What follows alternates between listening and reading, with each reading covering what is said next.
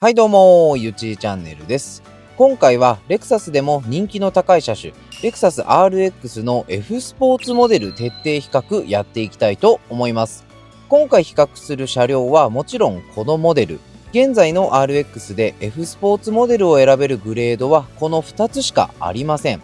RX500H F スポーツパフォーマンスと RX350F スポーツとなります。今回比較検証していく項目はご覧の通りとなっております。1つ目、車両本体価格の差。2つ目、パワートレの違い。3つ目、外装装備の違い。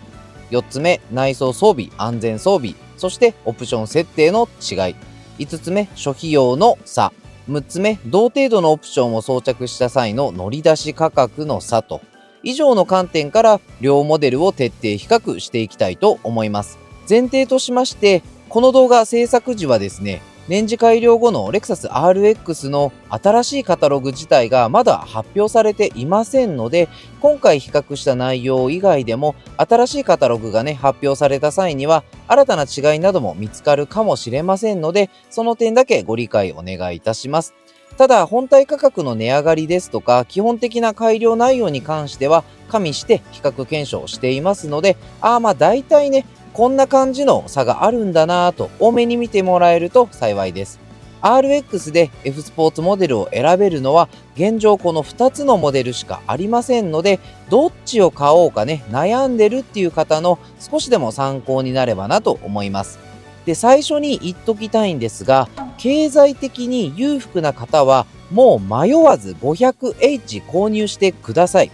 今回の比較はお互いのパワトレ自体がもう全く違ってます。ですので純粋な同モデル比較ではありません。言うなれば 500H は 350F スポーツの上位モデルではないかなと私自身は感じてます。ですので今回の動画の趣旨としてはお互いの装備内容ですとかパワトレ、乗り出し価格を理解することでよりね納得のいくモデル選びにつなげていただきたい、そういった趣旨での比較検討動画となってます。個人個人の考え方によって車を選ぶ価値観っていうのは変わるかと思います。走行性能重視の方、装備内容の方を重視される方、はたまた内外装を重視される方ですとか、経済性やコスパ重視の考え方と、もうほんと様々かと思いますので、最終的にどちらのモデルを選ばれるかっていうのは皆さん自身でご判断ください。それでは、レクサス RX F スポーツ比較やっていきましょう。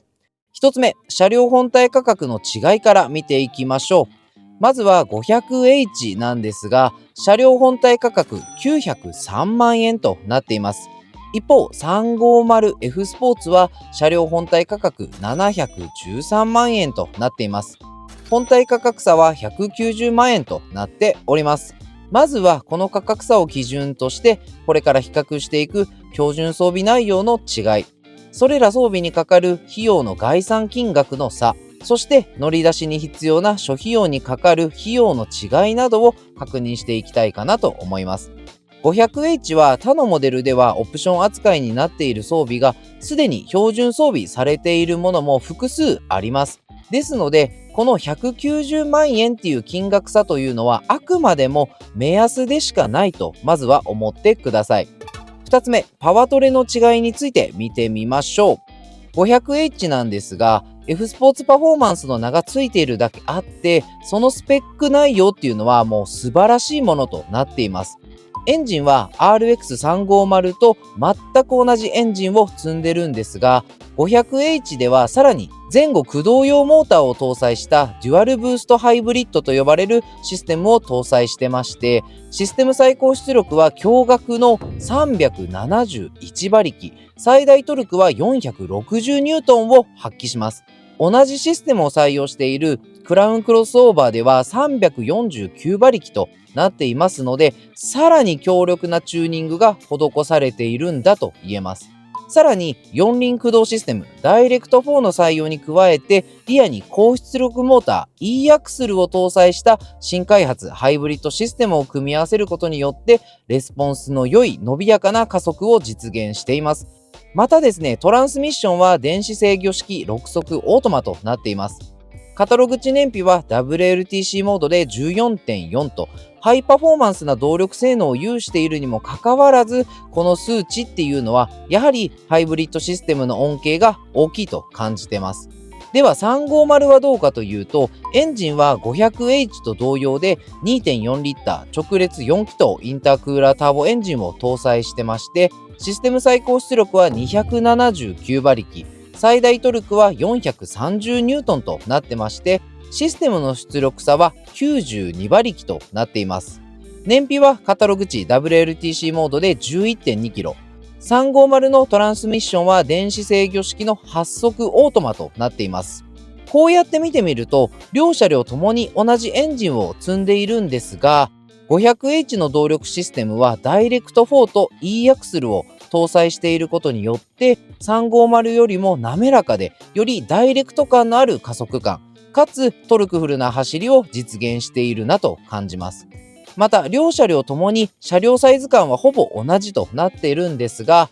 パワトレの違いからその車両重量には違いが見られます。500H の車両重量が約2100キロと2トンを軽く超えてしまっているのに対し、350の車両重量っていうのは約1950キロと 500H と比較すると約150キロも350の方が軽くなっているっていうのが特徴です。3つ目、外装装備の違いに関してです。まず 500H ではフロント、サイド、リア下部には 500H 専用ボディ同色のエアロが装備されてまして、バンパーモールもブラック化されるっていうのが特徴となっています。また F スポーツのエンブレムも専用エンブレムとなってまして、ウィンドウモール、サイドミラーもブラック加色化されています。そしてブレーキキャリパーも専用のブラックキャリパーが標準装備となって、アルミは 500H 専用アルミ、2種類の中から選択可能となっています。しかしそのうちの一つはディーラーオプションでも選択可能となってるんですが、その価格は約40万となってます。一方350ではフロント、サイド、リア下部には樹脂素材となってまして、バンパーモールはシルバー塗装となっています。F スポーツ専用エンブレムはあるんですが、色合いにですね若干の違いがあって、ウィンドウモールとサイドミラーはメッキ加色となっています。アルミは2種類の中から選択可能とはなってるんですが、そのうちの一つはバージョン L でも選べる共通デザインとなっています。両車両ともにですね、ナビ AI AVS は標準装備してまして、今年の年次改良によってフロントドアガラスだけではなく、リアドアガラスにも遮音ガラスが採用されました。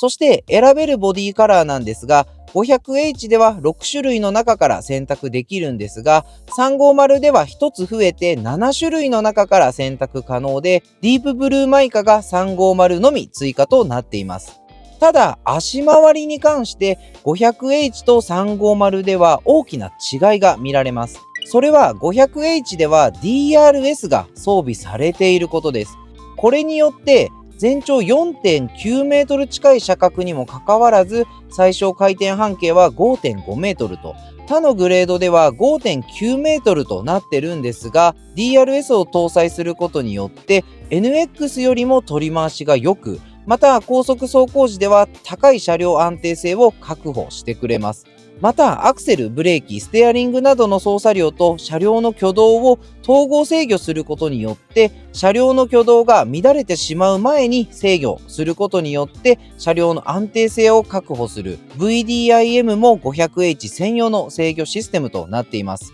4つ目、室内装備の違いに関してです。ここでは分かりやすく 500H と350で標準装備にどんな違いがあるのかまとめてみました。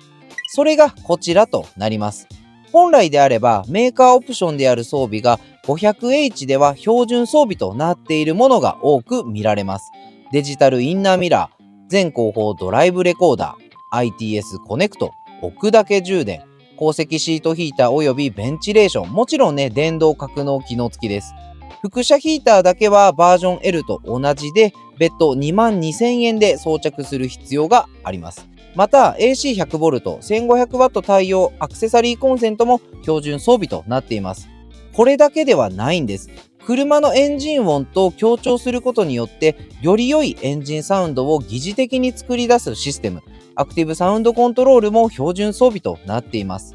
一方、350では 500H で標準装備となっていたメーカーオプション装備は別途装着する必要があります。また、350ではフロントドアポケットにも間接照明がつかない仕様となっています。しかし、それ以外の F スポーツ仕様の装備、専用のメーター、ディンプルシフト、ディンプルハンドル、セミアニリン本革とウルトラスウェードのコンビシート、アルミペダル、専用スカーフプレートなどは両者ともに標準装備となっています。もちろんハンドルヒーター、電動テレスコチルト、フロント席シートヒーター、ベンチレーション、14インチディスプレイナビプラスなどの基本的な快適装備に関しても当然両車両ともに標準装備となっています。ただ今年の年次改良で白系の内装カラーを選べるようになったのは350のみとなっています。また安全装備に関して両車両ほとんど同様の装備が標準装備となっています。安全装備で違いがあるのは1点だけです。350では車両接近通報装置は非装着となります。500H と 450H プラス、そして 350H にはこの車両接近通報装置は標準装備されています。5つ目、諸費用に違いがあるのか、この点に関してなんですが、結論、両モデルに大きな諸費用の違いはありません。一応おおよその目安にはなってしまうんですが、試算してみました。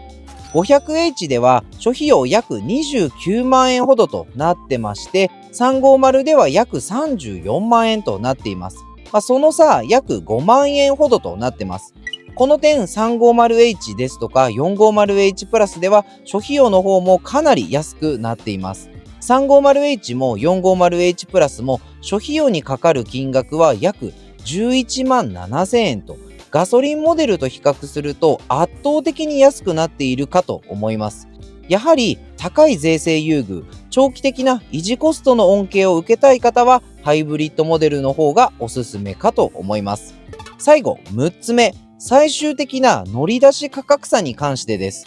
今回の比較では両車両ともに同程度のオプションを装着した場合の最終的な乗り出し価格で比較したいと思います。まずは RX500H F スポーツパフォーマンスから見ていきましょう。500H では多くのメーカーオプションがもともと標準装備されていますので、追加で付けたオプションは4つだけとなります。装着したオプションは1つ目、パノラマルーフ。2つ目、輻射ヒーター。3つ目、純正フロアマット。4つ目、オレンジキャリパー。これだけとなります。では、こちらのオプションを装着した場合の最終的な乗り出し価格は一体いくらになったのかというと、合計970万2670円という結果となりました。それでは続いて RX350F スポーツの試算もやっていきたいと思います。350に装着したオプションはご覧の通りとなっております。1つ目、パノラマルーフ。2つ目、置くだけ充電。3つ目、輻射ヒーター。こちらは 500H では単体で22,000円となってるんですが、350では後席ベンチレーションなどの付帯装備とセット価格となっていますので、12万1000円となっています。4つ目、ITS コネクト。5つ目、デジタルインナーミラー。6つ目、ドライブレコーダー。7つ目、オレンジキャリパーとなっております。やはり 500H では標準装備となっているオプションすべてを装着する必要がありますので、その分ですね、装着点数も増えていくということです。また、改良内容後の車両では、アドバンストパークが標準装備となりましたので、その分の価格は車両本体価格に入ってます。では、こちらの仕様で最終的な乗り出し価格は一体いくらになったのかというと、合計798万4540円という結果となりました。両モデルの乗り出し価格差は約171万8130円という結果となっております。やはり 500H の方が元々の車両本体価格が高いので、結構な金額の乗り出し価格差となりましたかね。こうやって価格差だけで見てしまうと 350F スポーツの方がかなり安いなと感じてしまうかもしれません。171万円の価格差だけを見てしまうと 500H ってやっぱりねちょっと高いのかなって思っちゃうかもしれないんですが、350と 500H ではもう元々のパワトレに決定的な違いがあるのを忘れてはいけません。また350ではフロントリアサイドカブの樹脂部分パーツも 500H ではボディ同色のエクステリアに変更となってます。私が調べたところ、これらのエアロパーツをトヨタモビリティパーツセンターへ発注するとなると、部品代だけで約十数万はしてしまいます。取り付け工賃などを加味すると金額はさらにかかってくると思われます。ただ、ここでですね、カスタム好きの方に1点だけ注意喚起させていただきたいことがあるんですが、350にも 500H のエアロパーツ取り付けしようと思えば、装着はおそらく可能だと思います。なんですが、そもそもメーカー側は他のグレードに対してそういったエアロ等を装備するっていうことを了承してはいませんので、そこで何か不具合があったとしても、メーカー保証は適用されないと思っていただきたいと思います。その点だけですね、ご注意していただいて、カスタムする際はくれぐれも自己責任のもとでお願いいたします。それで価格差の話に戻りまして、DRS に関しても今年の年次改良で 450H と 350H、AWD 車には標準装備となったんですが、それによって車両本体価格が15万円値上がりしてて、肉モデルの値上がり幅が2万円アップしていることを考慮すると、DRS にかかるおおよその金額目安っていうのは約13万円程度だなと予想されます。さらにアクティブサウンドコントロールなどの装備も付加されている点など 500H 専用装備も数多くあって、それらにかかる費用を差し引いたとしたなら、実際の乗り出し価格差っていうのは171万円よりもさらにね縮まっていくだろうと感じてます。私の肌感的に 500H に搭載されている新開発デュアルブーストハイブリッドエンジンへグレードアップする費用負担っていうのは、だいたい140万から150万円ほどの上乗せになるんじゃないかなと感じてます。現状 RX F スポーツモデルを購入しようと思うと350、500H、この2つのグレード展開しかありませんので、今回のこの金額差約171万円という部分をどう判断するかによって選ぶグレードっていうのが決まってくるのではないかなと思います。とは言っても金額差171万円っていうのは一般的な会社員の私として見たらかなりね大きい金額差だなと感じてしまうのが正直な感想です。やはり 500H を購入できる方っていうのは本当にねすごい方なんだなと改めてね実感しましたね。乗り出し価格約1000万近い車両ですので、いや本当にねすごいと思います。羨ましいです。私もね、いつかはこういったさらにね、上の上位モデル購入できるような男になれるようですね、さらにね、精進していきたいと改めて思いましたね。なんですが、350もね、価格とその装備内容で見ればもう十分に満足できる内容となってますし、何よりも中古市場のリセールだけで見るとおそらく350の方がいいと思いますので、コスパよく乗り継いでいけるグレードではないのかなと感じてます。私としては RX のエントリーグレードとしてもかなりおすすめできるグレードなんじゃないかなと、そういうふうに思っております。ということで今回は RX F スポーツ徹底比較と題しまして350と 500H を当チャンネル独自の視点からご紹介させていただいたんですが、いかがだったでしょうか。少しでもね参考になったよと思ってくださった方はぜひいいねで反応の方お願いいたします。最後までご視聴いただきありがとうございます。今後もレクサスファンチャンネルとしてですね、様々なレクサス関連動画毎週配信する予定です。私登録者1万人を目指して日々奮闘しておりますので、レクサス好きの方はぜひチャンネル登録で今後も応援よろしくお願いいたします。それではまた次回の動画でお会いしましょう。またねー。